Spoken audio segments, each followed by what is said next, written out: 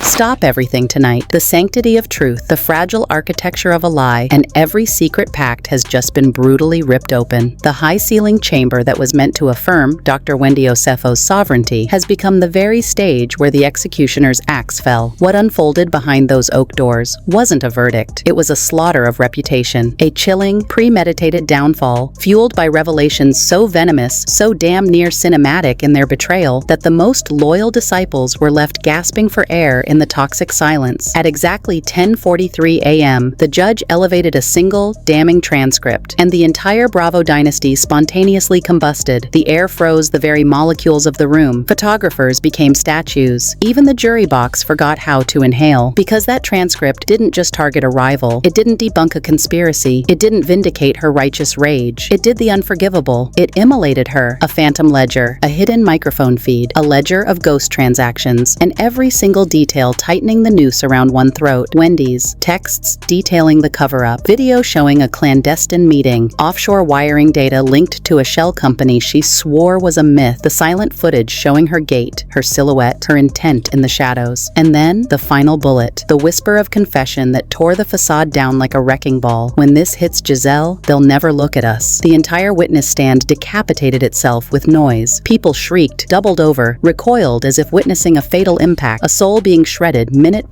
by the evidence of her own calculated deceit. And Wendy, her jaw locked, her body became stone, her eyes refused to weep. She simply shattered, because in that excruciating second, the game ended. The catastrophe hasn't just escalated, it has become an extinction event. And the sheer terror? The camera is still rolling, the courtroom lights pulsed, shuddering as if the very foundation of justice was buckling under the weight of this ultimate exposure. Dr. Wendy Osefo sat, a petrified monument to vanity, her knuckles white against her dark dress, her gaze anchored to a void she once thought only existed on television. She couldn't choose a focal point, the unflinching, almost satisfied gaze of the magistrate, the prosecuting attorney, whose silence was more mocking than a smile, or the rows of press, who had arrived for theater and were now witnessing a real-life tragedy. Outside, the floodlights of the news vans turned the curb into an arena. Pundits were breathlessly detailing her demise. Twitter was already composing her obituary, and social media had dubbed this the irreversible fall of a queen. No one, not even the lawyers, understood the cold twist that was coming. When the clock hand struck 10:43 a.m., the judge executed a slow, terrifying movement, leaning low over the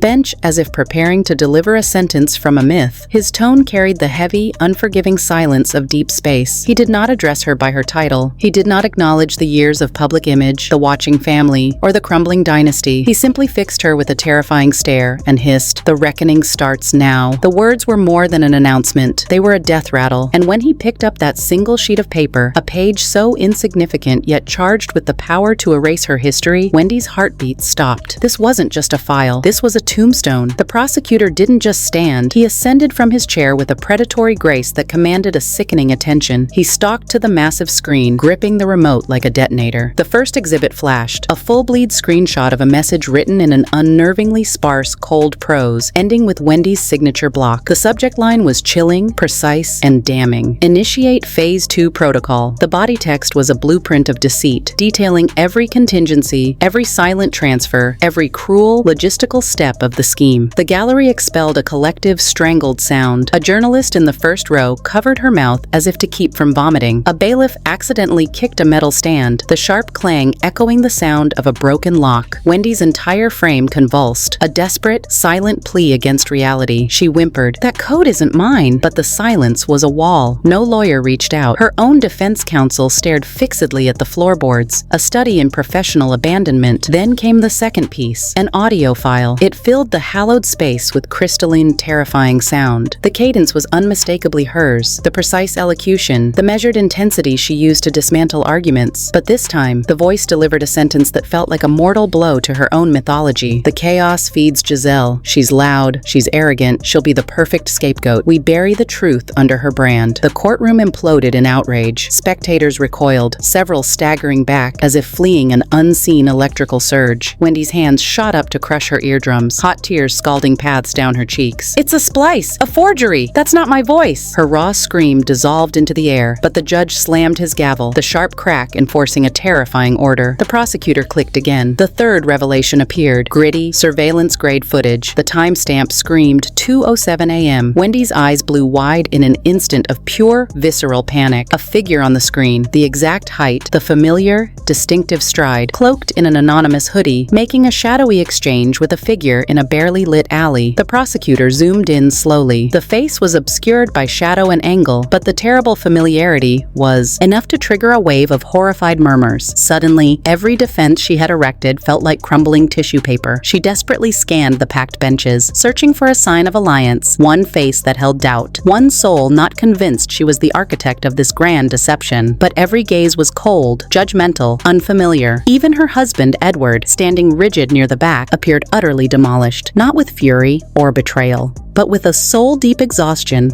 the horror of realizing the person he loved most might be the antagonist of their own story. Then the fourth piece appeared, the damning transfers, not to joint accounts, not for education, but into an anonymous, offshore trust, bearing a name only a handful of people would know. 3 transactions, each exponentially larger than the last. Enough capital to buy silence. Enough to manufacture evidence, enough to crush anyone standing in her way. The amounts blazed on the screen like digital scars. A vice gripped her ribs, her lungs seized. She was choking on the sheer volume of the evidence. The prosecutor wasn't just arguing for guilt. He was presenting her as the calculating, cold-blooded puppet master of the entire saga. The judge settled back. His expression was a perfect mask of icy, professional disappointment. "Dr. Osefo," he articulated with slow, deliberate clarity, "the desperate narrative you constructed, that your rival manufactured your crime, dissolves entirely beneath this factual record." His voice hardened, steel meeting stone. "These are not mistakes. These are not unfortunate missteps. These are premeditated strategies, operational decisions, explicitly designed to destroy a woman you shared drinks with on national television."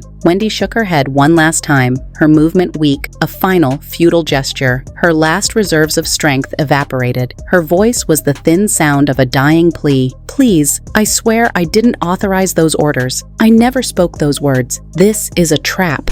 Her confession was lost, swallowed by the deafening finality of the room. Then came the coup de grace, the final, devastating text message, the one single shot no one was braced for. The prosecutor's voice was a low, chilling drone as the words materialized on the screen in a stark, blinding font. "Once the collateral is buried, we vanish. Execute the contingency." The source was masked, but the destination was irrefutable: Wendy's ghost phone. The prepaid burner she swore didn't exist. The room detonated, screams of shock, frenzied accusations, collective gut-wrenching disbelief. Even the judge hammered the gavel in a frustrated, desperate attempt to seize back control. Reporters' fingers flew across keyboards, a panicked rhythm. Pundits updated the live feed with the single word, compromised. Camera flashes became a blinding strobe light, illuminating the scene like an interrogation. Wendy's last tether snapped. She pitched forward, forehead slamming onto the wood, tears gushing out in a primal, uncontrollable torrent. Her attorney reached for her, but she recoiled violently, scrambling back into her seat as if trying to shrink into the very fiber of the chair. Her ragged, guttural sobs were the only sound, raw, stripped bare, annihilating. She wasn't just grieving a lost battle. She was facing a realization that was pure poison. She was utterly, irrevocably alone. The judge allowed the agonizing silence to bloom, letting the tension settle like the ashes of a fire. "Dr. Osefo," he spoke, his tone dangerously quiet. "Integrity demands accountability, and today, the reckoning has found you." His pronouncement felt more absolute than any formal verdict. Before the judge could close the session, the heavy doors cracked open.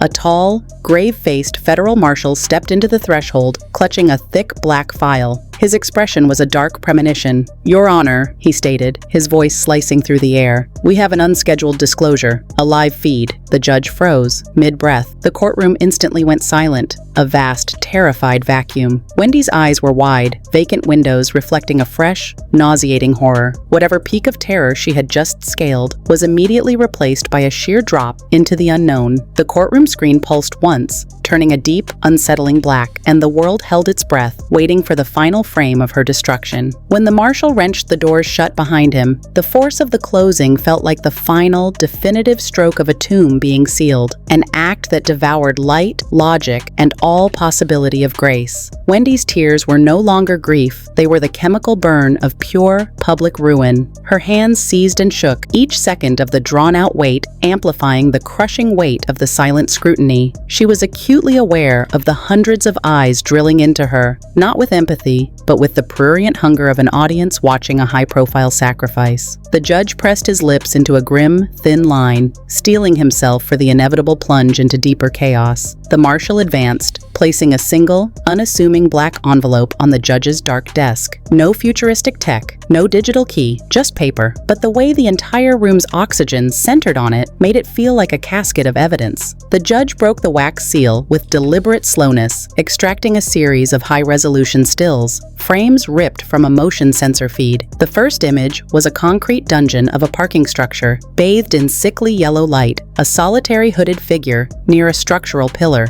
The second was a violent digital zoom on the face. The resemblance was a cold, calculated assault. It was Wendy, or an impossibly perfect doppelganger, engaged in a hushed conversation with a tall figure in tactical gear. His face was a void, but the glint of the folder she was reluctantly accepting was impossible to miss. A venomous, collective hiss sliced through the benches. Necks craned forward. Reporters aimed their cell phones like tactical weapons, capturing the image of the betrayal. Wendy stared at the photographic lie, her mouth hanging open, a silent scream of denial. She whispered, "That isn't me. This is a deep fake fabrication. I was home." But the truth didn't matter. The narrative did. The image confirmed a transgression too monumental to forgive. The marshal turned to the bench, his voice a flat, dead tone. "Your Honor, these stills were part of a highly secured drive retrieved through an untraceable dark web tip just before sunrise. The source is anonymous. The claim, these captured the exact moments preceding the handover of the fraudulent evidence." A collective shudder passed through the gallery.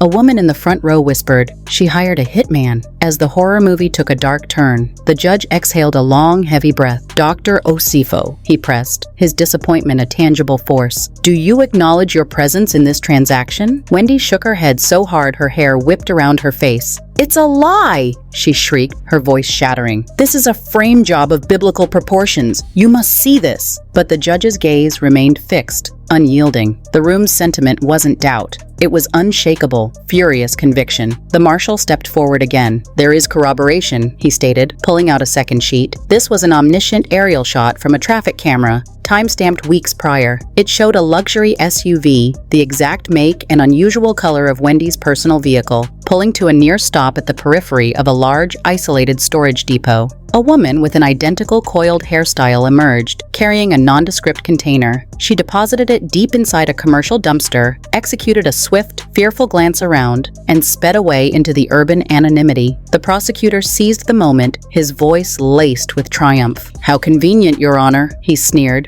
thrusting the sheet toward the flashing cameras. "This facility is located exactly 1 block from the only bespoke print house capable of producing the forged policy documents." The murmurs escalated into a threatening roar. Bloggers launched new, incriminating theories. A lensman zeroed in on the smoking gun evidence. Wendy felt her heart hammering against her ribs, a drumbeat leading to her final collapse. She surged upward, clutching the edge of the polished table like a drowning woman. "I deny all of this!" she screamed in a ragged, desperate plea. "I have no idea who that woman is. These images are a manufactured lie." Her vocal desperation, however, only solidified the public's certainty of her guilt. The judge raised his hand sharply. "Silence. Resume your seat, Dr. Osefo." She froze, suspended, between two realities, before succumbing and falling back into the abyss of her chair, her entire being broken. The judge flipped the page to the next image, a single photograph that instantly sucked the heat out of the room. It was a scanned, handwritten confession,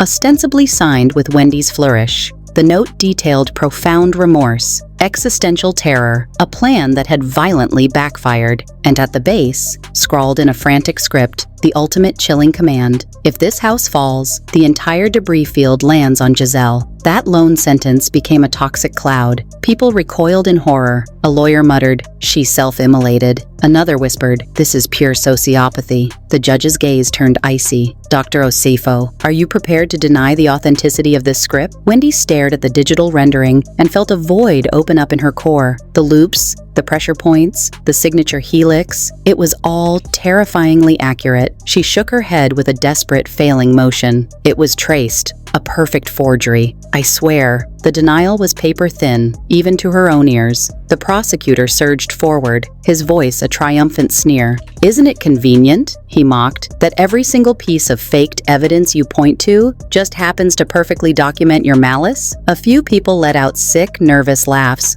A handful looked genuinely appalled, but the majority were simply gazing at Wendy as if watching a predictable slow-motion execution. Suddenly, a loud, heavy sound shattered the tension. It was Edward's chair. He had risen abruptly, his eyes welling up with tears, their frightened children clinging to his jacket like survivors. He tried to speak, but the sound was choked, broken. "Wendy, what is the truth of you?" His question was devoid of fire. It was hollowed out, the sound of a man watching his foundation turn to dust. Wendy's last emotional wall collapsed. She reached a shaking hand toward him. "Edward, please. You know my soul. You know I am incapable of—" But he took a devastating step back, a gesture of absolute, necessary distance. That terrifying gulf between them was the final, mortal wound. The judge continued reading, his voice a flat monotone. The very last image was the most intimate form of destruction, a photograph of a personal journal entry. The script matched Wendy's again. The page documented deep-seated resentment toward Giselle, intense professional envy, and a contingency for a controlled explosion to reset the board. The closing line was underlined twice, in thick ink. "The backlash will vaporize her career." The courtroom inhaled sharply. Wendy's muscles locked. She stared at the page, witnessing the visual confirmation of her own damning thoughts. She whispered, "This is a horror," but the sound barely traveled past her teeth. The judge slammed the file shut with a heavy final sound. "Dr. Osefo," he said with crushing weight, "what we have witnessed is not just a trail of misfortune. It is an undeniable, premeditated pattern, one that casts you not as a victim, but as the calculated architect of this entire toxic saga." Wendy felt the room pitch and buckle. Her sight dissolved into tears. The surrounding voices became a muffled, suffocating hum. She tried to drag in a breath, but the air was stale and heavy with accusation. Then, as if the darkness needed to deepen, the marshal delivered the true shockwave. "Your Honor," he stated, his voice ringing with urgency, "this isn't the end of the evidence. The anonymous source claims these documents are only Act 1. The next transmission is scheduled for midnight." The judge froze in disbelief. The gallery erupted in a violent frenzy. Reporters screamed over each other. Bloggers mashed keys in a panic. And Wendy? She simply imploded, her head finding the cradle of her hands as violent sobs seized her. Every single thing she treasured, her legacy, her honor, her husband's trust, was dissolving around her like smoke. But the final terrifying realization was not the evidence, not the images, not the cold stares. It was the visceral, paralyzing certainty that someone had meticulously designed this complete obliteration, and they were savoring every second. The chaotic energy inside the courthouse refused to dissipate. It was a suffocating pressure, mutating into something poisonous, uncontrollable, and dense. Wendy Osefo remained slumped forward, her fingers clawed tightly into her palms, the frantic rhythm of her pulse vibrating against her eardrums. Every cruel whisper, every shocked gasp, every relentless shutter click felt like a deliberate physical strike. She had survived the manipulated stills, the intimate journal entries, the cold condemnation of the crowd, the final, agonizing doubt in Edward's eyes. But whatever was coming next wouldn't be about mere documents. It was about absolute exposure, the kind that leaves a person spiritually and publicly naked. The judge remained seated. His extended silence was a weapon. He watched Wendy with an expression that conveyed profound moral disappointment, as though he desperately wanted to find an escape clause but was legally and ethically bound by the truth before him. And then, for the first time since the revelation, he spoke with quiet, terrifying clarity. "Dr. Osefo, I am compelled to ask you a question that cuts to the very heart of this this case. I require an answer of absolute, unvarnished honesty." Wendy lifted her head slowly, her face a raw, tear-streaked ruin, her voice failing. "What is it, Your Honor?" He tapped the thick, black envelope still lying like a shroud on his desk. "Did you engage with any outside party, explicitly or through an intermediary, to orchestrate the manufacture or the destruction of any documents pertinent to this investigation?" His tone was a solid steel barrier, leaving no gaps for evasion. Every single gaze in the courtroom sharpened, starved for the forthcoming admission. Wendy shook her head, a fragile but absolute gesture of denial. "No, Your Honor. I held no clandestine meetings. I plotted no scheme. This is the calculated work of a destroyer." Her voice broke again, but the sound was no longer aggressive. It was the hollow resonance of total surrender, the final, thin whisper of a woman whose last refuge was her own doomed innocence. Before the judge could even frame his response, the courtroom doors flew inward again. This time, the entrance lacked the formal authority of law enforcement. It was propelled by the sheer kinetic force of panic. A young courthouse clerk, her face bleached white and her hands trembling violently, gripped a single electronic tablet. "Your Honor," she stammered, fighting for air, "the final broadcast. It's live. It has saturated the network. It's unavoidable." Every journalist's phone erupted simultaneously. A cacophony of urgent notifications filled the air. The judge scowled, extending his hand for the device. What he saw made the blood drain from his face. Without a single utterance, he rotated the tablet to face the stunned courtroom gallery. The new, leaked video feed had already accrued over 1.8 million views in 9 minutes. A viral epidemic of ruin. And the thumbnail? A sharp, high-contrast silhouette of a woman who was unmistakably Wendy's double, standing poised in a concrete cell, exchanging a dense file with a man whose identity was lost in the shadow. The title across the screen was a lethal, declarative statement: "The True Architect, Final Leaked Confessional Footage." A vast, suffocating inhalation swallowed the space. The clerk's trembling finger hit the play button. Silence was absolute. The video opened inside a suffocating Stark warehouse office, illuminated only by a damaged, violently flickering overhead lamp. A figure with the identical stature, the signature hairstyle, and the distinct coat of Wendy deliberately positioned a stack of incriminating papers on the cold metal surface. The unidentified man who accepted the exchange offered no speech. He simply executed a slow, ominous nod and then slid a thick envelope across the table toward her. She seized the payment and vanished into the darkness. Wendy's denial was instantaneous, a desperate, broken shriek. "This is a composite artifact. Someone is using my digital ghost. This is not verifiable." But the tribunal was already sealed off from logic. The footage had done its lethal work in barely 20 seconds. Hundreds of eyes gazed at her as if she were a vector of contamination. The prosecutor's triumph was sickeningly visible. So the anonymous transmissions continue,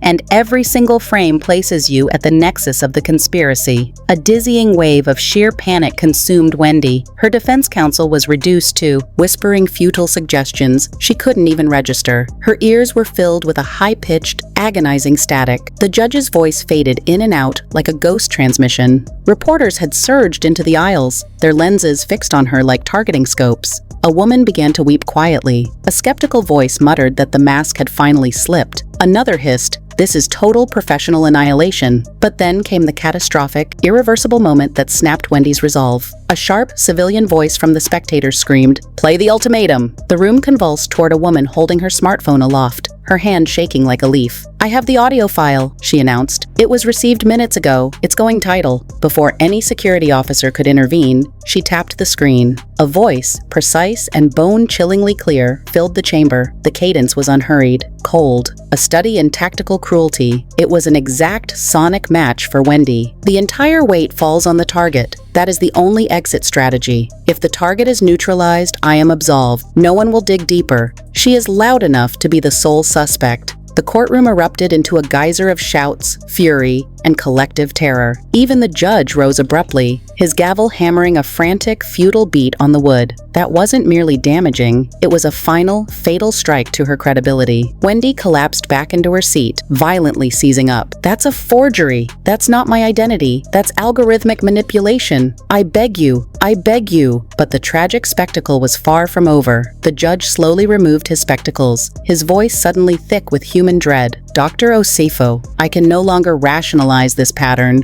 the cascade of evidence, or the public broadcast that is actively dismantling your life. Pending immediate review, I am ordering. He was violently cut short because the massive, sealed courtroom windows suddenly exploded in a terrifying wash of flashing blue and crimson light. Not security vehicles, not press choppers, drones. Dozens of sleek, black drones hovered outside the glass, their optical lenses broadcasting the hearing live across every global social platform. Their cameras were fixed in a cruel gaze straight onto Wendy. The entire planet was now watching her agony in real time, her meltdown, her spasms, her shame, her utter vulnerability. She pressed her hands to her ears, trembling uncontrollably. Please stop. Cease the surveillance. Please. But the machines were indifferent. This was beyond justice. This was a digital blood sport. The judge screamed for his security detail. Reporters abandoned their positions and rushed toward the windows to film the invasion. The resulting chaos drowned out every coherent thought.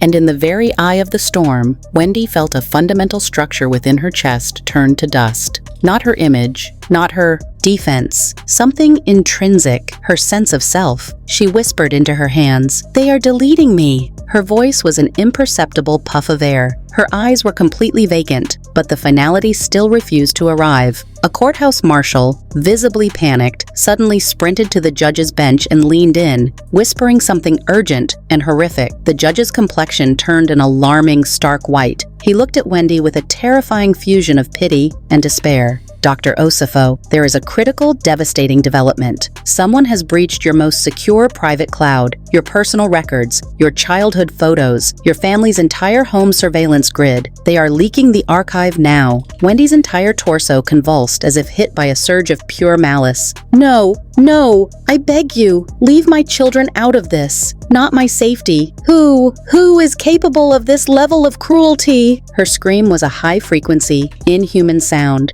a sound of spiritual vivisection. The judge attempted to force a word out, but his voice was a choked rasp. "This has transcended the criminal domain. This is an act of absolute, targeted annihilation." But the warning was irrelevant. Millions of global viewers were already pouring in their instant, damning commentary. Digital memes were being forged in the crucible of her pain. Conspiracy engines were reaching critical mass. Her most intimate, guarded existence was now nothing more than scrollable content. Wendy wasn't just facing conviction, she was facing total erasure. Her very existence was being deplatformed, and as she sat there, utterly shattered, hyperventilating, unrecognizable in her defeat, one cold, terrifying calculus remained. The entity orchestrating her downfall had reserved the nuclear option for the finale. If you have borne witness to the final, grotesque minutes of this unraveling, then you understand this is no longer narrative. This isn't just televised drama. This is the raw footage of a human soul being flayed alive for public consumption,